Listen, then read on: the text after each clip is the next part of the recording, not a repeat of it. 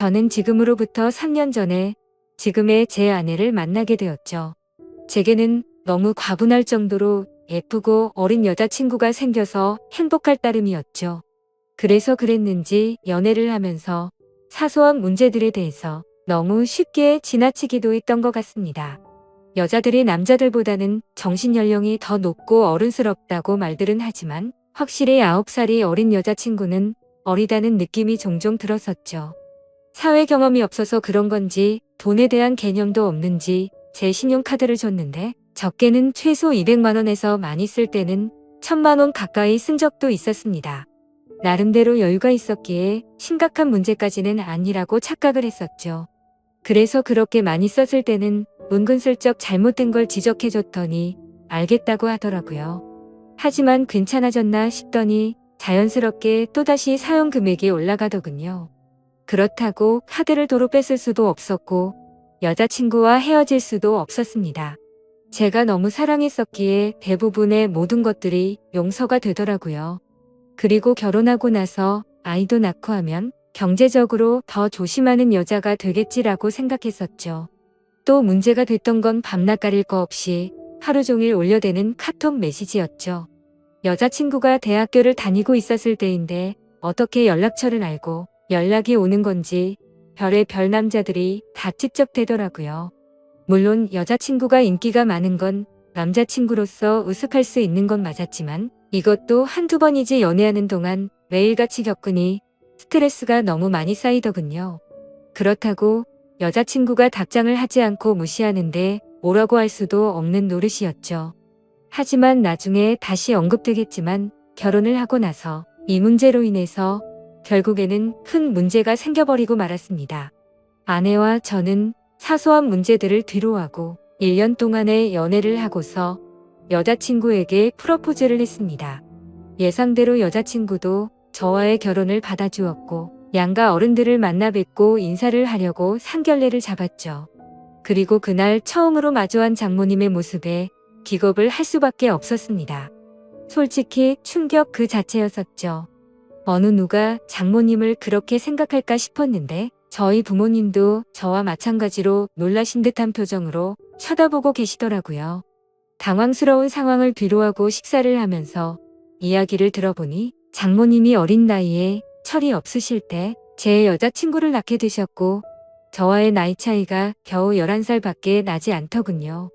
제게 있어서 아내와 장모님 나이 차이가 위나 아래로나 별로 차이가 나지 않는 거였습니다. 하지만 장모님과 저를 놓고서 겉으로 보면 제가 오히려 더 나이가 많아 보일 정도였습니다. 그동안 여자친구가 왜 이렇게 예쁘고 동안인가 했더니 어머니를 닮아서 그랬던 거구나 싶더군요. 그렇게 상견례 자리는 서로가 기분 좋게 이야기는 오고 갔지만 장모님께서는 내심 걱정이 많이 되셨던 것 같더라고요. 아내와 제가 나이 차이가 많이 나서 아내가 저를 제대로 이해하고 감당은 할 수가 있을까 하는 그런 생각들이 있으셨던 거죠. 심지어 저희 장모님은 이른 나이에 결혼을 실패하신 미혼모셨기 때문에 더 그랬던 것 같습니다. 장모님께서도 제 여자친구처럼 어린 나이에 섣부른 판단으로 결혼을 하게 되었고 제 아내를 낳으셨는데 결국에는 그 결혼 기간이 오래가지 못해서 좋지 않게 끝나버리고 말았던 거죠. 그래서 걱정이 더 크시다는 걸 알 것 같았고 그 마음이 잘 헤아려졌습니다. 저는 장모님께 말했습니다. 제가 나이에 비해 나름대로 산전수전 다 겪어봤고 나이도 많은 제가 여자친구를 잘 이해해주면서 예쁘게 살겠다고 했고 저를 믿고 맡겨달라고 말씀을 드렸죠. 그러자 다행히도 장모님은 그제서야 조금은 걱정을 덜어주셨고 기분 좋게 상견례 자리가 끝이 났습니다. 그날 이후 여자친구와는 1년의 짧은 연애 기간을 나침표를 찍고서 곧바로 결혼식을 올렸습니다. 그야말로 누가 보더라도 초고속으로 결혼을 한 거였죠. 요즘에는 10살 정도 차이 나는 커플들이 흔하다 싶을 정도로 많았는데 그런 커플들을 보면 인꼬 부부들처럼 잘들 사니까 크게 문제될 거라는 생각은 없었습니다. 그러나 그런 이상과 현실은 너무나도 다르다는 걸 알기까지 그리 오래 걸리지가 않았죠. 처음에 1년 동안은 다른 사람들과 다름없이 행복하게 잘 지냈습니다. 하지만 결혼 전부터 문제였던 다른 남자들의 연락이 문제였던 거죠. 함께 지내다 보니 잠이 막 들려고 하다가도 새벽에 울리는 휴대폰 소리에 깨는 경우가 생기다 보니 짜증이 났습니다. 그것도 급한 연락도 아니고 별것도 아닌 걸로 유부녀에게 추근덕대는 남자들의 연락이니 당연히 화가 날 문제가 아닐까요? 솔직히 결혼을 하게 되면 이런 문제가 없을 거라고 생각을 했고 여자친구도 단호하게 잘 거절할 거라고 생각을 했습니다. 그래서 지나가는 말로 몇 번을 말해봤었는데 소용이 없더라고요. 휴대폰 연락처를 바꾸라고 하면 어릴 때부터 쓰던 번호라서 그럴 수가 없다고 했고 개인적으로 하는 소셜 계정이라도 없애면 덜하지 않겠냐고 하니까 그러기가 싫다더군요. 왜 가정주부가 그런 것까지 굳이 하려고 하는 건지 물어보니 어린 나이에 시집와서 이런 거라도 안 하면 우울증이 올 것 같다더라고요. 아내의 그 말이 너무나도 황당했습니다. 결혼 전에는 또래 친구들이랑 놀기 싫고 빨리 결혼해서 화목한 가정을 이루고 싶다더니 말이죠. 심지어 정말 다른 사람들과 비교했을 때 부족할 거 전혀 없게 다 해줬다고 생각했는데 너무 큰 배신감이 들었습니다. 저는 아무리 많이 벌어도 한 달에 300만 원을 쓸까 말까인데 아내는 한 달에 평균 700만 원은 넘게 쓰면서도 우울할 수가 있는 거구나 싶더군요. 그래서 그냥 사소한 다툼으로 문제를 키우기 싫어서 그냥 넘어가려고 마음을 먹었습니다. 그나마 바람이라도 피지 않는 게 어디겠냐? 라며 생각을 하고 참았었는데 제가 너무 멍청했던 거죠. 그날 이후로 평소와 다름없이 지내던 중 회사 미팅으로 인해서 백화점을 갔던 날 결국 사건이 터지고 말았습니다. 그 백화점은 평상시에 아내가 자주 가던 곳이었기에 혹시라도 아내가 오늘도 그곳에 왔으면 같이 밥이라도 먹으려고 어디냐고 연락을 했더니 집이라고 하더라고요. 그래서 알겠다고 대답을 하고 나서 백화점 직원과 회의를 시작했고 1시간 정도 뒤쯤 회사로 가려고 하는데 익숙한 모습이 보이더군요. 혹시나 하는 마음에 자세히 보니 제 아내가 맞았습니다. 그것도 옆에는 누가 봐도 잘생기고 키가 큰 훈훈한 젊은 남자와 말이죠. 순식간에 피가 거꾸로 솟는 기분에 당장 뛰어가서 난리를 치고 싶었지만 옆에는 미팅을 같이 한 백화점 직원과 제 회사 직원이 있었기에 그럴 수가 없었습니다. 저는 두 사람에게 급한 일이 생겼다고 말하고는 자리를 피해서 조용히 아내를 뒤따랐죠. 일단 제가 오해를 하는 걸 수도 있고 나중에 혹시라도 모른다는 마음에 증거를 확보하려고 사진을 찍었습니다. 제발 제가 착각하는 거라고 믿고 싶었지만 그런 바람은 이루어지지가 않더군요. 잠깐 동안 따라다녔지만 마치 연인처럼 팔짱을 끼는가 하며 남자 신발부터 시작해서 화장품이며 옷을 사서는 죄다 그 남자에게 선물을 하고 있더라고요. 그것도 제가 열심히 일해서 번 돈으로 말이죠. 그동안 제 것을 종종 사왔기에 카드 내역을 보면서도 단 한 번도 의심을 해본 적이 없었습니다. 그렇게 아내와 그 남자는 백화점 쇼핑을 마치더니 겁을 상실해버린 건지 너무나도 자연스럽게 팔짱을 낀 채로 엘리베이터로 향하더군요. 솔직히 그때 많은 고민을 했습니다. 분노가 머리끝까지 치밀어 올라서 당장 달려가서 난리를 칠까도 생각했지만 이혼을 해야겠다라는 생각이 들었기에 억지로 참으면서 따라갔습니다. 다행인지 아닌 건지는 참 모르겠지만 그 둘은 다른 연인들처럼 데이트를 하는 것 같더니 밥을 먹고서 각자 헤어지더군요. 아내가 집으로 들어가는 걸 확인하고 나서 차에 앉아서 한참 동안을 고민했습니다. 증거가 충분하지 않은 마당에 지금 모든 걸 밝혀버릴지 아니면 무조건 이혼한다는 생각으로 확실한 증거를 수집할지 말이죠.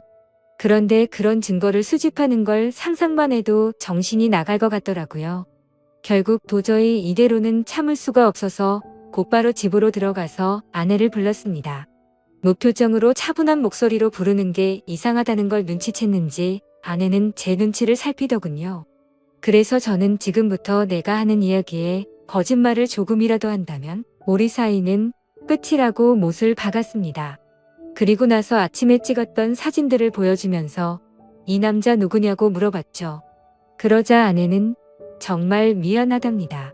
그런데 생각하는 그런 오해할 짓은 절대로 하지 않았다고 하더군요. 그동안 아내는 집에서 가정주부로 살면 마냥 행복할 줄만 알았답니다. 그런데 집에서만 지내다 보니 너무 우울증이 심해졌고 그러다가 메시지를 주던 한 남자와 이야기를 했답니다. 결국 그러다 호감이 가서 연락을 주고받았지만 오늘 만난 게 두 번째였고 그 남자와 아무런 일도 없었다고 하더라고요. 솔직히 그 말이 믿고는 싶었지만 바보같이 온전히 다 믿을 수가 없어서 말했습니다.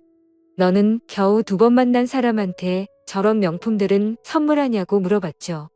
그러자 아내는 자신이 너무 돈에 대해서 별다른 생각이 없었던 것 같았다고 하더군요. 그냥 아무런 생각도 없이 선물을 해준 건데 지금 생각해보니 제정신이 아니었던 것 같답니다. 저는 그래서 단호하게 무표정으로 대답을 했죠. 이미 우리는 신뢰가 깨져서 예전처럼 믿고 지낼 수가 없을 것 같다고 말했고 이혼하자고 했습니다. 그제서야 아내는 상황의 심각성을 깨달았는지 울면서 말했죠. 거짓말 없이 전부 솔직하게 말했는데 왜 그러는 거냐며 두 번 다시는 이런 일 없을 테니까 한 번만 용서해달라고 했고 대바램대로 개인 소셜 계정도 지울 거고 연락처도 다 바꿔버린다고 하더군요. 그리고 카드도 사용하면 오해할 일 없게 카드 내역 전부 보라고 하면서 울더라고요. 솔직히 너무 많이 사랑했었기 때문에 이혼을 한 번도 생각조차 못 해본 터라 저도 너무 당황스러웠습니다. 그래서 어떻게 하는 게 맞을지 한참을 고민하다가 아내의 눈물에 마음이 약해져서 결국 용서를 해주게 되었죠.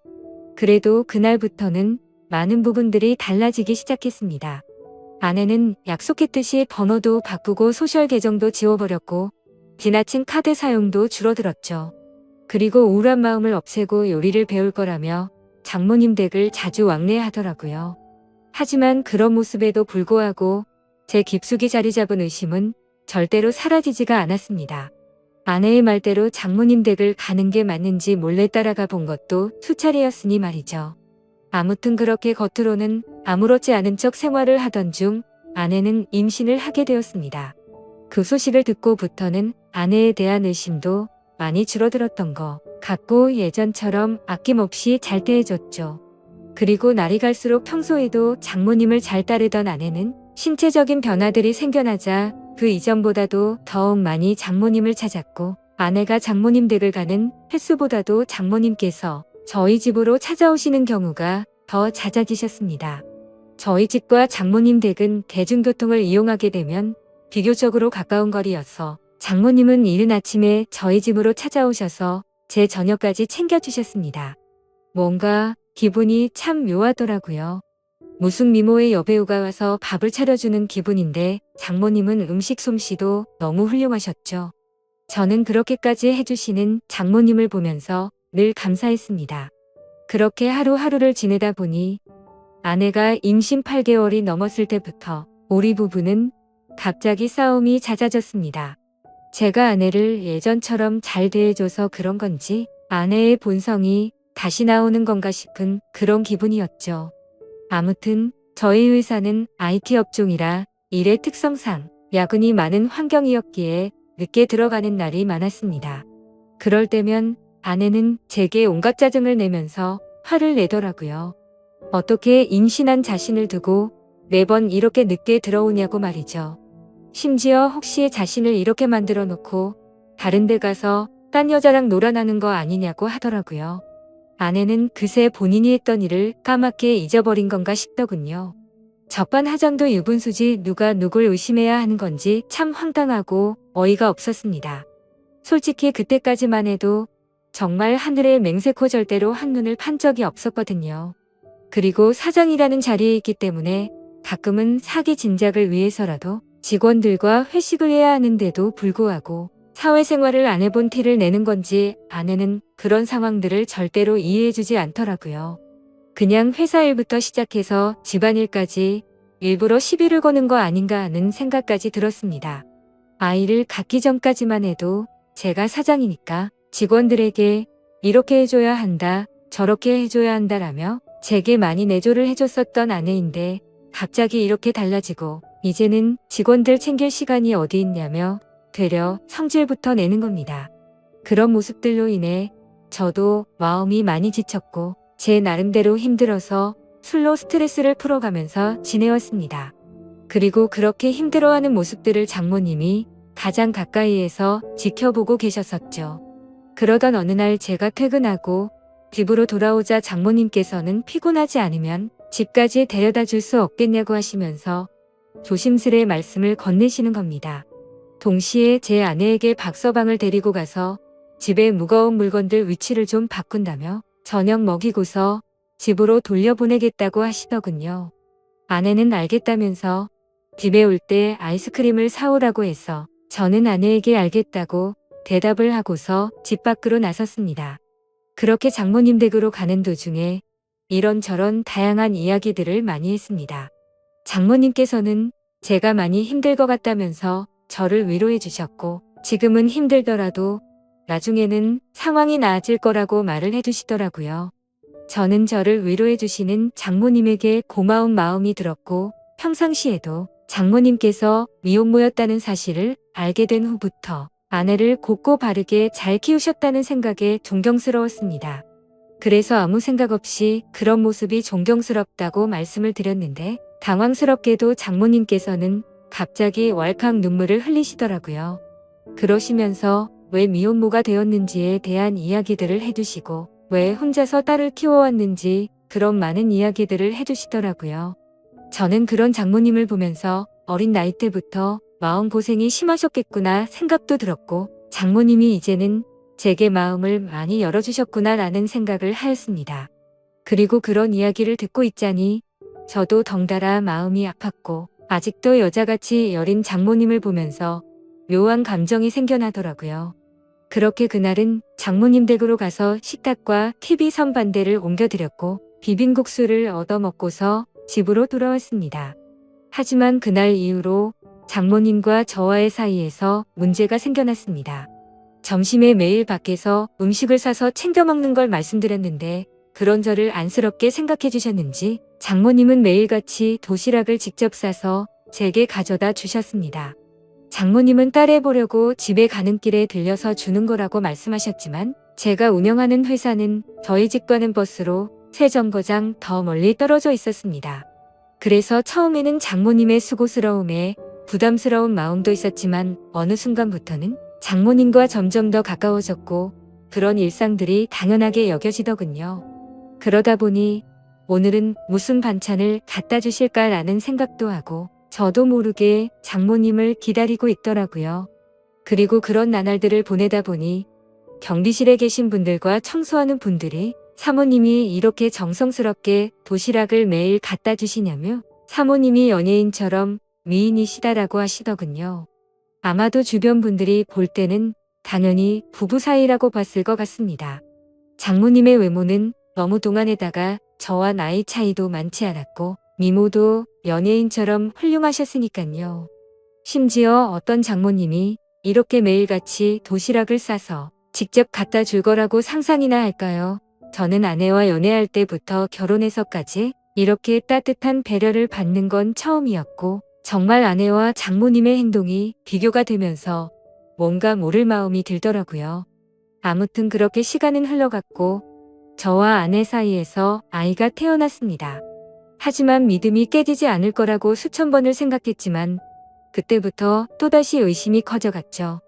누가 보더라도 아이의 생김새가 아내도 닮지 않았고 저와도 너무나도 달랐기 때문입니다.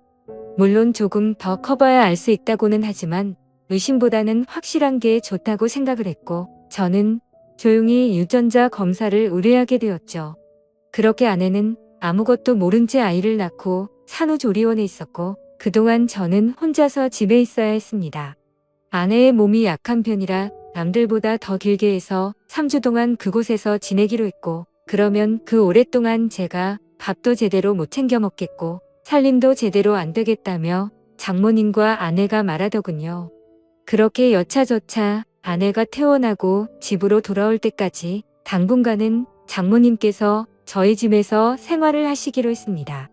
유전자 검사 결과가 나오기까지 비밀로 하기 위해서 평상시와 다름없이 행동했습니다. 첫째 날에는 산후조리원에서 밤 늦게까지 있다가 집으로 돌아와서 별 다른 일이 벌어지지 않았는데 둘째 날에는 결국 일어나서는 안 될 일이 벌어지고야 말았습니다. 그날은 첫째 날보다 일찍 집으로 들어갔는데 장모님이 민소매에 굉장히 짧은 반바지에 편한 차림으로 청소를 하고 계시는 겁니다. 그 모습을 보는 순간 저는 정말 깜짝 놀라버렸습니다. 사실 말이 장모님이지 40대 초중반의 장모님은 밖에서 보면 어느 남자들이나 뒤돌아 볼 만큼 미모가 훌륭했고 관리를 잘하셔서 20대 못지않은 몸매셨죠. 장모님이 아니라 다른 여자였다면 이렇게 놀라지도 않고 아마도 계속 몰래 쳐다보았을 정도입니다. 하지만 장모님의 그런 광경을 보기에는 너무 부담스러웠고 그렇다고 또 장모님을 보고 옷 좀 단정하게 입어주시면 안 되겠습니까? 라고 하기에는 너무 버릇이 없던 거였죠. 결국 저는 조심스럽게 놀란 마음을 진정시키고 눈을 돌린 채 얼른 제 방으로 들어갔습니다. 그렇게 장모님은 집 여기저기를 한참 청소를 하시더니 저녁 식사를 차릴 테니 얼른 씻고 나와서 식사를 하라고 하시더군요. 그렇게 저는 샤워를 하러 들어갔고 장모님과 단 둘이 집에 있는데 이렇게 샤워를 하고 있자니 뭔가 기분이 묘하고 기분이 싱숭생숭하고 묘한 생각이 들기까지 하더라고요. 저는 샤워를 마치고 장모님과 저녁 식사 자리를 가지면서 밥을 먹고 있었습니다. 장모님은 그동안 딸이 임신하고부터 아내가 그동안 저에게 했던 행동들에 대해서 이해해 주라면서 미안하다고 사과를 하시더라고요. 저는 충분히 이해한다며 걱정 말라고 말씀을 드렸고 장모님과 저는 그렇게 이런저런 얘기를 나누면서 식사를 하고서 맥주를 한잔 하였습니다. 한 병이 두 병이 되고 두 병이 세 병이 되고 점점 마시다 보니 장모님과 저는 금세 술에 조금 취하게 되면서 그때 이미 저희 둘 사이에 아내의 존재는 서서히 흐려지기 시작했습니다. 마치 오래 만나온 이성 간의 친구처럼 장모님이 점점 더 예뻐 보였고 기분이 좋아졌습니다. 어쩌면 아내와 매번 느끼고 지내던 세대 차이를 장모님과는 전혀 느껴지지 않았고 그렇게 긴 대화를 주고받았던 것 같습니다. 냉장고에 있던 맥주들도 다동이 나게 되었고 오래간만에 술이라 뭔가 부족하더군요. 그때 눈에 띈 건 진열대에 놓여있던 양주였고 그 양주를 열면서부터 저희 둘의 경계선도 열리게 되었습니다. 40대 초중반의 나이에 얼굴은 30대 못지않고 또 몸매는 20대도 부럽지 않을 만큼의 장모님은 누가 봐도 관리를 잘했기에 그동안 저도 몰래 키워왔던 제 마음이 저도 모르게 생겨나기 시작했습니다. 술에 잔뜩 취해버려서 식탁에 엎드려 자고 있는 장모님을 보고 있는데 정말 피부가 뽀얗고 잡티 하나 없이 너무 예뻐 보였습니다. 그래서 저도 모르게 아내가 아니라 장모님을 만났으면 어땠을까요? 라고 했고 잠들어 있는 장모님을 앞에 두고 모든 사실을 터놓고 하소연을 했죠. 결혼 후에 아내에게 있었던 일에 대해서 말을 했고 믿음이 없어졌다는 사실과 장모님의 행동들이 너무 설레어서 이제는 내 감정과 마음을 모르겠다는 말을 했습니다. 그리고 결정적으로 유전자 검사를 했다는 사실까지 말을 해버린 거죠.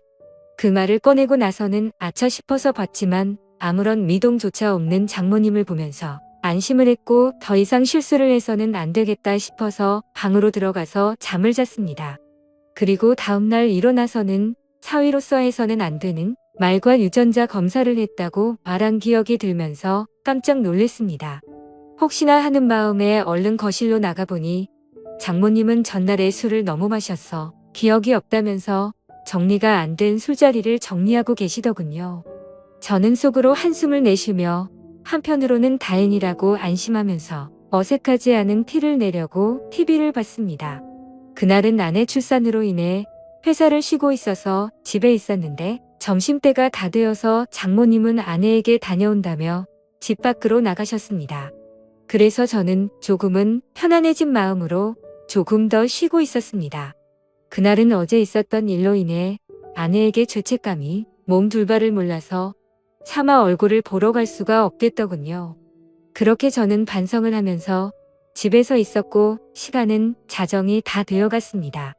아무래도 장모님께서는 아내와 같이 있으려나 보다 하고서 잠자리에 들려고 방에서 누워있는데 문 여는 소리가 들리더니 장모님이 자정이 조금 넘어서 집으로 들어오시더군요.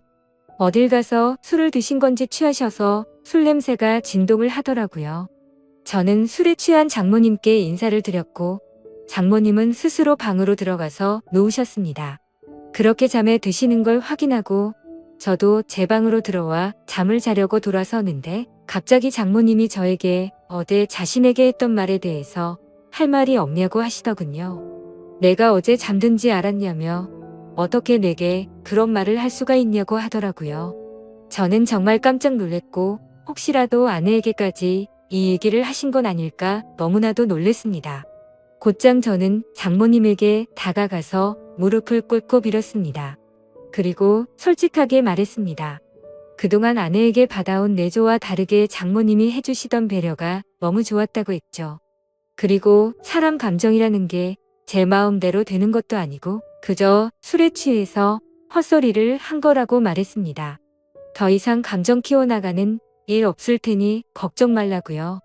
그러자 장모님은 제 아내가 바람을 피운 내용에 대해 물어봐서 사실대로 다 말해줬고 유전자 검사 결과가 나오면 같이 확인을 해보자고 하시더군요. 그리고 결과를 알 때까지는 아내에게는 절대로 비밀로 하자고 하시더군요. 그러겠다고 대답을 하자 장모님은 아직 술이 덜 깨신 건지 갑자기 돌변하시더니 이미 상황은 엉망진창이니 다른 건 전부 다 있고 술이나 같이 마시자고 하시더군요. 그래서 저도 도저히 맨정신으로 버티기엔 감당이 되지 않았고 양주를 거의 원샷 하다시피 마셨고 어제보다 더 많은 술을 마셨습니다. 그러던 중 장모님은 자신에게 느꼈던 감정이 진심이냐고 물어봤고 저는 장모님에게 그동안 느꼈던 고마움과 감정들에 대해서 솔직하게 말씀을 드렸죠. 그러자 장모님도 이런 감정은 처음 든다고 하시면서 딸애가 어쩌다 저렇게 된 건지 자신이 어릴 때 실수를 해서 자신의 청춘도 다 날리고 인생을 다 망친 것 같다면서 눈물을 흘리시더라고요. 갑작스러운 모습에 놀라서 얼른 눈물을 닦아드리고 다독여드리다 보니 또다시 묘한 기류가 흘러버렸죠. 결국 장모님과 저는 절대로 가져서는 안 될 서로의 감정을 알게 되었고 아마도 그날 이후로 아내에 대한 생각과 죄책감은 사라지고 없어진 것 같았습니다. 그렇게 며칠이 지나고 나서 유전자 검사지를 받아본 결과 정말 불행하게도 제 친자식이 아니더군요. 곧장 장모님께 이 사실을 알렸고 제가 드는 생각과 감정에 대해서 솔직하게 다 말해줬습니다. 결국 아내와는 협의 이혼을 하게 되었고 지금 당장은 장모였었던 그녀와 저는 서로의 감정을 잘 알고는 있지만 쉽게 연인이 될 수는 없는 상황이네요. 결국 앞으로는 이 상황들이 어떻게 전개될지는 저도 잘 모르겠습니다. 어떻게 해야 할까요? 감사합니다.